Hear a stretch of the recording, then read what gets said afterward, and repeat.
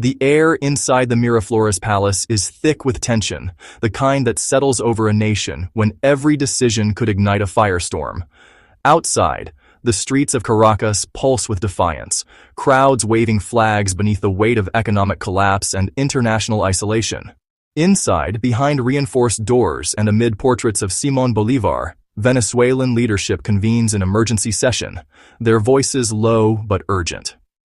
Intelligence reports have arrived from trusted sources in Cuba and Russia, warnings that American naval assets are repositioning in the Caribbean, that satellite surveillance has intensified, that diplomatic backchannels have gone silent. The room knows what this means. For decades, Venezuela and the United States have existed in a state of barely controlled hostility, a Cold War punctuated by sanctions, accusations, and the occasional expulsion of diplomats.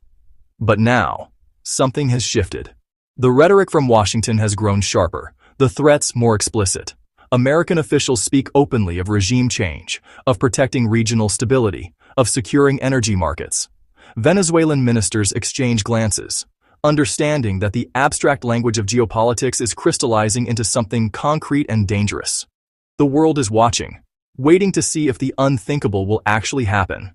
If the most powerful military on earth will move against a nation that has long defined itself through resistance to American hegemony. This is not a conflict born from a single incident, but from decades of accumulated grievances, ideological opposition, and strategic interests that have finally reached a breaking point. The question is no longer whether a war between Venezuela and the United States is possible, but how it would unfold, what it would cost, and what it would mean for a region already teetering on the edge of instability. To understand how such a war could begin, one must first grasp the military realities that define both nations.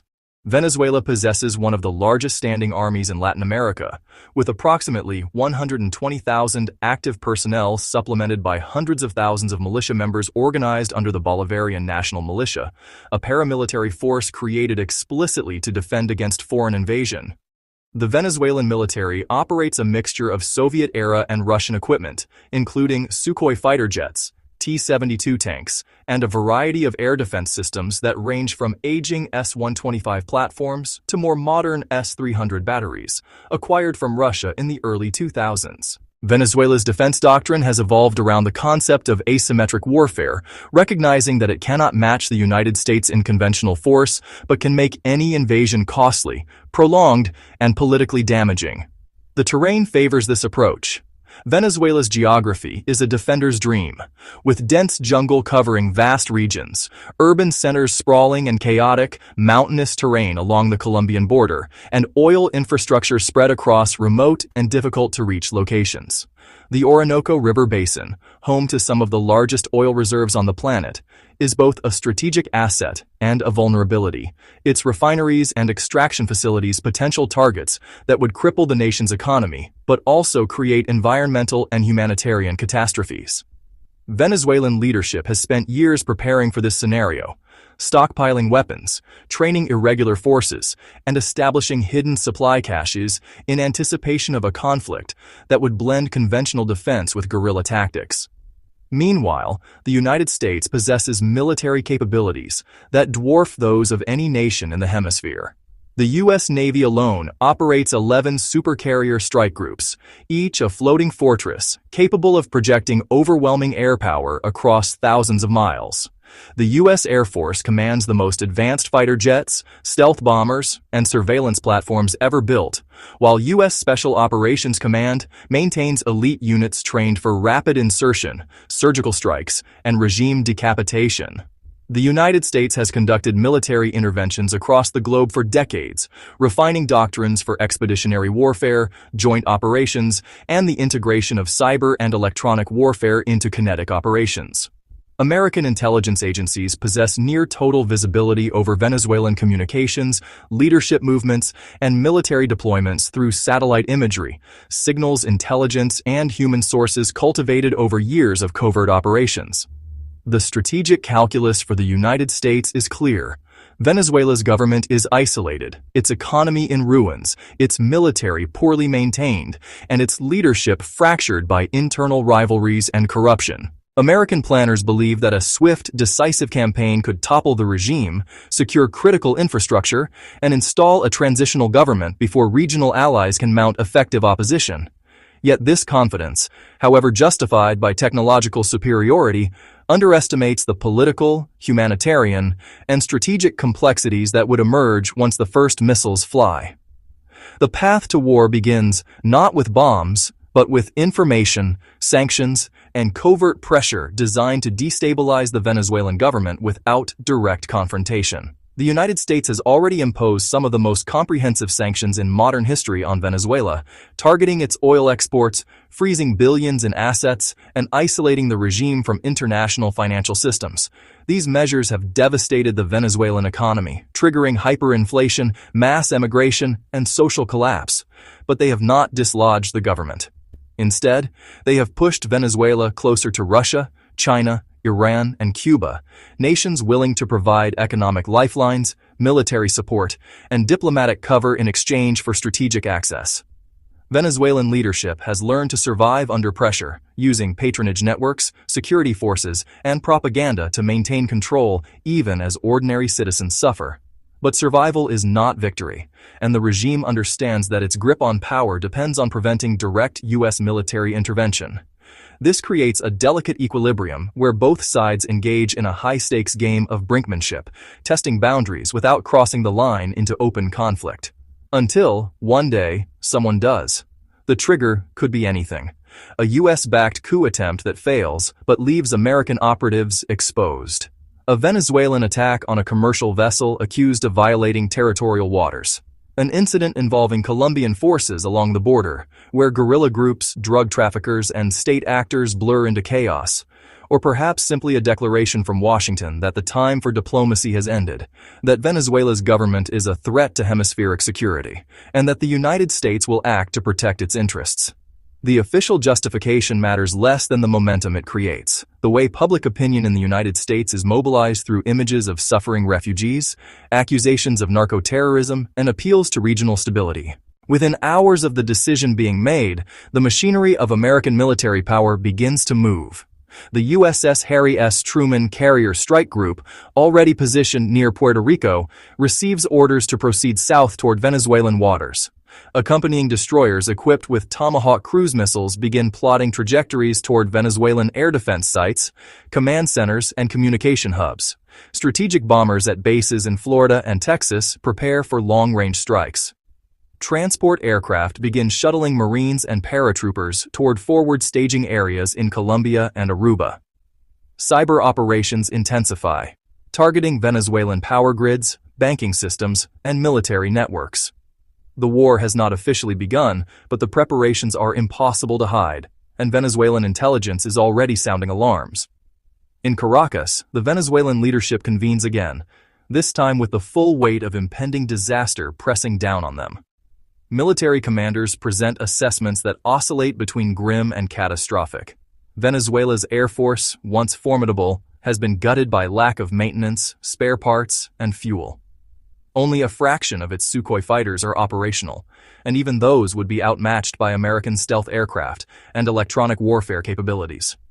The Navy, consisting of aging frigates and patrol boats, poses no serious threat to a U.S. carrier strike group. Venezuela's best hope lies in its air defense systems, which could inflict casualties on early American air operations, and its ground forces, which could resist occupation through urban warfare and guerrilla tactics. But these are delaying tactics, not pathways to victory. The leadership knows that if the United States commits fully to regime change, Venezuela cannot win a conventional war. The only question is how much pain they can inflict, how long they can survive, and whether international pressure might force a ceasefire before total collapse. Some officials advocate for a diplomatic solution, appealing to the United Nations, to Latin American neighbors, to Russia and China for intervention. Others argue for mobilization, for calling up the militias, for preparing to fight in the streets and jungles, to make the Americans bleed for every kilometer. The debate is fierce, but time is running out, and indecision could be the most fatal choice of all. The first strikes come at night, as they always do in modern warfare. American Tomahawk missiles, launched from destroyers positioned far offshore, scream toward their targets at subsonic speeds, skimming just above the water to avoid radar detection. Within minutes, explosions ripple across Venezuela as radar installations, surface-to-air missile sites, command bunkers, and communication towers are obliterated. The Venezuelan air defense network, already fragmented and poorly integrated, suffers catastrophic damage before it can mount a coordinated response. Some missiles are intercepted, some sites survive, but the overall effect is devastating. American F-22 Raptors and F-35 Lightning stealth fighters sweep in behind the missile barrage, hunting for surviving air defenses and grounding what remains of Venezuela's air force before it can scramble. Venezuelan pilots who manage to get airborne find themselves outmatched, their Soviet-era jets unable to detect the American stealth fighters until missiles are already inbound. Within hours, the United States achieves air superiority, the single most decisive factor in modern warfare. Without control of the skies, Venezuela's ability to maneuver forces, resupply units, or coordinate defenses collapses. The war has barely begun, and Venezuela has already lost its most critical advantage. Yet air superiority does not translate immediately into victory on the ground. Venezuelan ground forces, anticipating exactly this scenario, have dispersed into urban areas, hidden in jungle encampments, and fortified positions around critical infrastructure. The United States faces a choice: launch a ground invasion to secure territory and destroy resistance, or rely on airstrikes and special operations to degrade the regime without committing large numbers of troops. The first option guarantees success, but risks American casualties, regional backlash, and a prolonged occupation. The second option minimizes immediate costs, but allows Venezuelan resistance to persist, potentially drawing the conflict out for months or years. American planners, mindful of lessons from Iraq and Afghanistan, initially opt for a hybrid approach. Special operations forces infiltrate key areas to gather intelligence, coordinate with opposition groups, and conduct targeted strikes against leadership. Meanwhile, U.S. Marines establish beachheads along the coast, securing ports and airfields that can support larger operations if necessary. The goal is to create facts on the ground quickly, to demonstrate overwhelming force, and to encourage defections within the Venezuelan military. But the Venezuelan military, despite its weaknesses, does not collapse as American planners hope. Years of political indoctrination, fear of reprisals, and genuine nationalist sentiment keep many units loyal, at least initially. The Bolivarian National Militia, numbering in the hundreds of thousands, mobilizes across the country, distributing weapons and preparing for urban resistance. These are not professional soldiers but ideologically motivated civilians trained in guerrilla tactics, and they represent a force that cannot be defeated by airstrikes alone. In the barrios of Caracas, in the towns along the Orinoco, in the border regions where Venezuelan, Colombian, and Brazilian territories blur, militias dig in, setting up checkpoints, laying improvised explosives, and preparing ambushes. The Venezuelan leadership, recognizing that conventional resistance is futile, shifts to a strategy of attrition. They do not need to defeat the United States. They only need to make victory too costly, too prolonged, too politically damaging to sustain. Every American casualty, every collateral damage incident, every week the war drags on strengthens their position. This is Venezuela's true weapon, not its tanks or missiles, but its willingness to endure suffering and its calculation that the American public will not tolerate a prolonged conflict. The international reaction to the war is swift and fractured. Latin American nations, many with historical grievances against U.S. intervention, issue condemnations and call for an immediate ceasefire. Brazil, the regional giant, finds itself in an impossible position, torn between economic ties to the United States and ideological solidarity with Latin American sovereignty. Colombia, which has allowed American forces to stage from its territory, faces domestic unrest as leftist groups accuse the government of enabling imperialism. Mexico, with its own complicated relationship with Washington, calls for dialogue but avoids concrete action. Meanwhile, Russia and China, both deeply invested in Venezuela's survival, escalate their rhetoric. Russian officials warn of grave consequences, hinting at military support or cyber retaliation against American interests. China, which has loaned tens of billions to Venezuela and depends on its oil exports, threatens economic sanctions and appeals to the United Nations Security Council for intervention. Iran dispatches naval vessels toward the Caribbean in a symbolic gesture of solidarity, while Cuba mobilizes its intelligence networks to support Venezuelan resistance. The war, intended by American planners to be swift and contained, rapidly expands into a geopolitical crisis with global implications. As the conflict enters its second week, the humanitarian crisis becomes undeniable. Airstrikes targeting oil refineries and power plants plunge much of Venezuela into darkness, disrupting water supplies, medical services, and food distribution. Civilians, already suffering under years of economic collapse, find themselves trapped in a war zone with nowhere to go. Refugee flows, already numbering in the millions before the war, explode as desperate Venezuelans flee toward Colombia, Brazil, and the Caribbean. Border regions become overwhelmed, makeshift camps swelling with displaced families, medical systems collapsing under the strain. International aid organizations struggle to reach affected areas amid active combat operations, and accusations of war crimes begin to surface as civilian casualties mount. American officials insist that precision strikes are minimizing collateral damage, but the reality on the ground tells a different story. The destruction of oil infrastructure, intended to cripple the regime's ability to fund resistance, instead creates environmental disasters as uncontrolled fires and oil spills devastate ecosystems and poison water sources. The images from Venezuela, broadcast globally despite efforts to control the narrative, undermine American claims of a clean surgical operation. On the ground, American forces advance but encounter fiercer resistance than anticipated. The initial beachheads secure, U.S. Marines and Army units push inland, targeting regime strongholds and attempting to link up with opposition forces. But urban warfare in Caracas proves brutal and slow. Venezuelan militias, using the city's chaotic geography to their advantage, conduct hit-and-run attacks, sniper operations, and improvised explosive device ambushes that inflict steady casualties. American troops, equipped with overwhelming firepower and advanced technology, dominate open engagements, but every street cleared, every building secured, requires time, coordination, and risk. The Venezuelan military, though outmatched, employs tactics honed through years of counterinsurgency operations against Colombian guerrillas and internal dissidents. They understand that every day the Americans remain bogged down erodes political support back home, and they exploit this knowledge ruthlessly.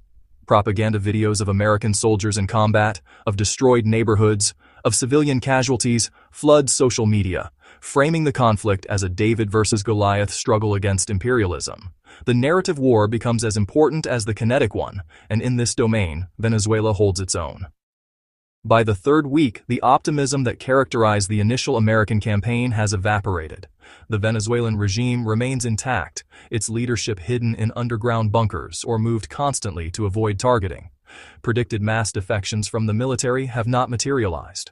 The civilian population, though suffering immensely, has not risen in support of the American intervention, and in some areas, resistance has intensified. American casualties, though relatively low by historical standards, accumulate steadily. Each death scrutinized by media, debated in Congress, and protested in the streets. The American public, sold on the idea of a quick, decisive operation, begins to question the mission's objectives, its costs, and its end state. Meanwhile, the economic consequences of the war ripple globally. Oil prices spike as Venezuelan production, already declining, ceases entirely, and fears spread that the conflict could disrupt other regional suppliers.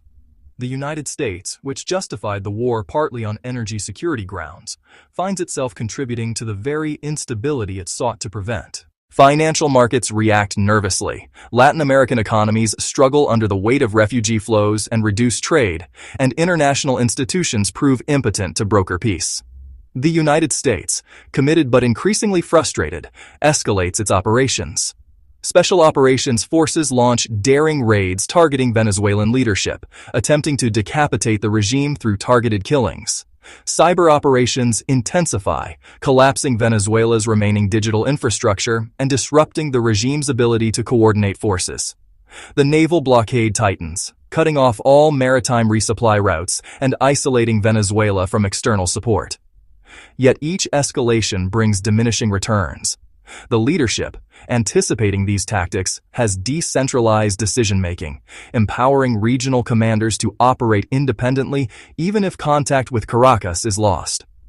The militias, motivated by ideology and survival, do not require sophisticated coordination to continue resistance. And the humanitarian toll, already catastrophic, worsens with each passing day, creating a moral and political crisis that undermines American legitimacy. International pressure mounts for a ceasefire, with even traditional allies expressing concern about the trajectory of the conflict. The United States faces a dilemma: commit to a full-scale occupation with tens of thousands of additional troops, or accept a negotiated settlement that leaves the regime weakened but intact. American military planners present options for a ground offensive aimed at seizing Caracas and forcing regime collapse. The operation, codenamed Thunder Run, would involve multiple divisions advancing from coastal positions, supported by airstrikes, artillery, and helicopter gunships. The objective would be to overwhelm Venezuelan defenses through sheer firepower and speed, capturing key government buildings, arresting or killing leadership, and establishing control over the capital. The plan is audacious, aggressive, and carries significant risk. Intelligence assessments warn that Venezuelan forces will defend Caracas with everything they have, turning the city into a fortress and willing to accept massive civilian casualties to delay American victory. The battle for Caracas could resemble the worst urban combat since World War II, a grinding block-by-block fight that could last weeks or months. Yet the alternative, a prolonged stalemate, is politically untenable for Washington. The decision is made. American forces prepare for the largest urban assault of the 21st century. The offensive begins at dawn, with waves of helicopters ferrying troops toward the outskirts of Caracas, while artillery pounds defensive positions.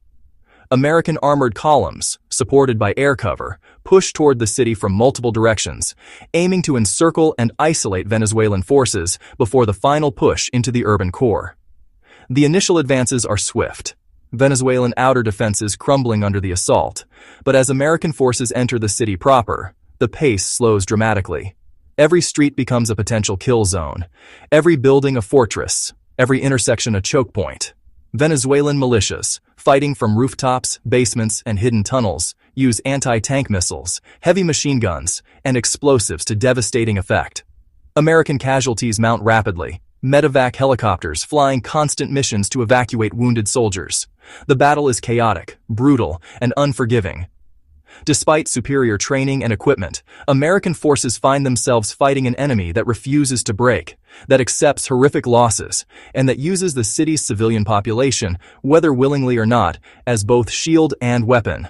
Accusations of atrocities emerge from both sides. American troops, frustrated and bloodied, are accused of excessive force, of firing indiscriminately into buildings, of treating all military-age males as combatants. Venezuelan forces are accused of using human shields, of executing suspected collaborators, of forcing civilians to remain in combat zones to hinder American advances. The truth, as always in war, is murky, contested, and irrelevant to those caught in the crossfire.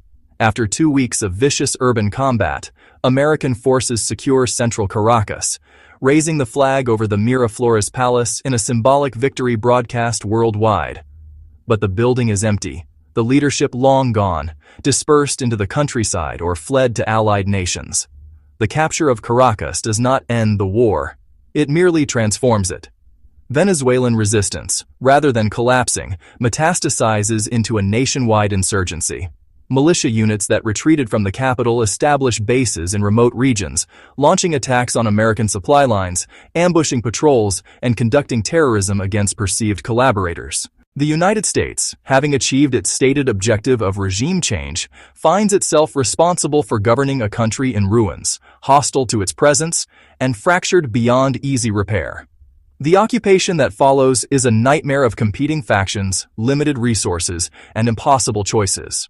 American forces must simultaneously provide security, rebuild infrastructure, prevent humanitarian catastrophe, and hunt insurgents, all while operating in a country that views them as invaders. The mission, originally planned to last months, stretches into years with no clear exit strategy. The economic consequences of the war extend far beyond Venezuela.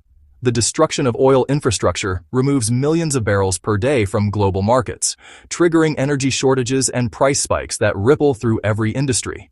Countries dependent on affordable energy face recessions, inflation spirals, and social unrest. The United States, despite its domestic oil production, is not insulated from these effects, and American consumers face soaring gasoline prices that fuel political anger. Latin America, already struggling with economic challenges, suffers disproportionately. The refugee crisis overwhelms neighboring countries, Colombia and Brazil absorbing millions of displaced Venezuelans who require food, shelter, medical care, and employment. The financial burden strains social services, sparks xenophobic backlash, and destabilizes governments. Regional cooperation, already fragile, collapses as nations blame each other and the United States for the catastrophe. The war, intended to secure stability and protect American interests, achieves the opposite, creating chaos, resentment, and long-term instability that will shape the hemisphere for decades. The insurgency in Venezuela follows predictable patterns but proves maddeningly difficult to defeat. Venezuelan guerrillas, trained in asymmetric tactics and motivated by nationalism, conduct ambushes, improvised explosive device attacks, and raids that keep American forces constantly on edge. They blend into the population, exploit rugged terrain, and receive support from sympathetic civilians, regional actors, and hostile foreign powers. Russia and China, though unwilling to risk direct confrontation, provide covert assistance, funneling weapons, intelligence, and training through intermediaries. Cuban intelligence operatives coordinate resistance efforts, turning the insurgency into a well-organized network, rather than scattered violence. American counterinsurgency efforts, despite lessons learned from previous conflicts, struggle against an enemy that is patient, adaptable, and deeply rooted in Venezuelan society. Hearts and Minds campaigns fail to gain traction in a population that associates Americans with destruction, death, and occupation. Reconstruction efforts, hampered by corruption, mismanagement, and continued violence, failed to deliver tangible improvements quickly enough to win popular support. The American public, initially supportive of the war, grows increasingly disillusioned as casualties mount, costs spiral, and the mission's purpose becomes unclear. Back in the United States, political divisions over the war deepen into a chasm that threatens to consume the administration that launched it. Opposition politicians seize on every setback, every casualty, every dollar spent to argue that the war was a mistake, that it was based on flawed intelligence, that it has made America less safe rather than more. Protests erupt in major cities, veterans groups speak out against the conflict, and even military leaders privately express concerns about overextension and mission creep. The administration defends its decisions, arguing that retreat would embolden adversaries, abandon Venezuelan allies, and create a power vacuum filled by hostile forces. But the arguments ring hollow to a public tired of endless wars, tired of promises of victory always just around the corner, tired of sacrifices that seem to yield no benefits. The political cost of the war becomes a central issue in elections, reshaping the American political landscape and contributing to broader debates about the role of military power, the limits of intervention, and the price of empire. On the global stage, the war transforms perceptions of American power. Allies question Washington's judgment, its willingness to consult before acting, and its ability to manage the consequences of military intervention. The European Union, already distanced from American foreign policy priorities, grows more independent, pursuing its own diplomatic and security initiatives. NATO, tested by the war's demands on American resources, faces renewed questions about burden sharing and relevance. Adversaries, meanwhile, draw lessons from the conflict. Russia observes that the United States, for all its military might, can be bogged down by determined resistance and political constraints. China notes the economic costs, the diplomatic isolation, and the domestic backlash that military adventurism generates. Both powers adjust their strategies accordingly, probing for weaknesses, exploiting divisions, and positioning themselves as alternatives to American leadership. The international order, already fraying, accelerates its fragmentation, replaced by a multipolar reality where power is more diffuse, alliances more transactional, and stability more elusive. Years after the initial invasion, Venezuela remains a broken nation. The war that was supposed to last weeks has stretched into a grinding occupation measured in years, with no clear end in sight. The economy, destroyed by conflict, sanctions, and the collapse of oil production, offers little hope for recovery. Millions of Venezuelans live as refugees, scattered across Latin America and beyond, their lives defined by displacement and loss. Those who remain navigate a landscape of ruined cities, destroyed infrastructure, and persistent violence. The government installed by the United States, composed of exiles and opposition figures, lacks legitimacy, popular support, and the capacity to govern effectively. It is propped up by American money, American troops, and American firepower, and everyone knows that the moment those supports are withdrawn, it will collapse. The insurgency, though weakened by sustained counterinsurgency operations, has not been defeated. Attacks continue, American casualties accumulate, and the mission's objectives, once clearly defined, have dissolved into vague aspirations of stability and transition. The United States, having committed to the war, finds itself unable to leave, trapped by the fear that withdrawal will render all the sacrifices meaningless, yet unable to achieve victory as originally conceived. The lessons of the war between Venezuela and the United States are harsh and unforgiving. They speak to the limits of military power, no matter how overwhelming, to achieve political objectives without popular support. They highlight the unpredictable consequences of intervention, the way conflicts metastasize beyond initial parameters, drawing in regional actors, straining alliances, and creating humanitarian disasters. They demonstrate that victory, narrowly defined as defeating enemy forces and toppling regimes, is only the beginning of a far more complex and costly challenge, building something sustainable in the aftermath. The war proves that asymmetric warfare, when waged by a determined adversary willing to endure immense suffering, can impose costs far beyond those anticipated by conventional military analysis. It shows that economic power, technological superiority, and intelligence dominance cannot compensate for strategic misjudgment, political miscalculation, or the underestimation of an opponent's will to resist. The war reveals the fragility of international consensus, the speed with which allies can become skeptics, and the ease with which adversaries can exploit divisions. For Venezuela, the war represents a national catastrophe, a trauma that will shape generations. The death toll, combining military casualties, civilian deaths from combat, and the indirect toll from disease, starvation, and displacement, reaches into the hundreds of thousands. The economic destruction rivals the worst conflicts of the 20th century, with productive capacity obliterated, human capital dispersed, and institutions collapsed. The social fabric, already strained by years of crisis, tears beyond repair. Communities divided by collaboration and resistance, families shattered by war and displacement. The environmental damage, particularly to the oil-rich Orinoco Basin, will take decades to address, if it ever fully heals. Venezuela's identity, long defined by independence, sovereignty, and resistance to external control, is both validated and destroyed by the war, the nation having fought with ferocious determination but ultimately unable to prevent its transformation into an occupied territory. The legacy is one of pride mixed with devastation, defiance mixed with loss, a warning to any nation that underestimates the cost of conflict with a superpower, and a reminder that victory in such wars is always Pyrrhic. For the United States, the war marks a turning point, one of many in a long history of interventions that reshape the nation's relationship with the world and with itself. The initial confidence, the belief that military power could solve political problems quickly and cleanly, evaporates in the face of stubborn reality. The financial cost, measured in trillions when all expenses and long-term obligations are accounted for, strains federal budgets and forces painful trade-offs in domestic spending.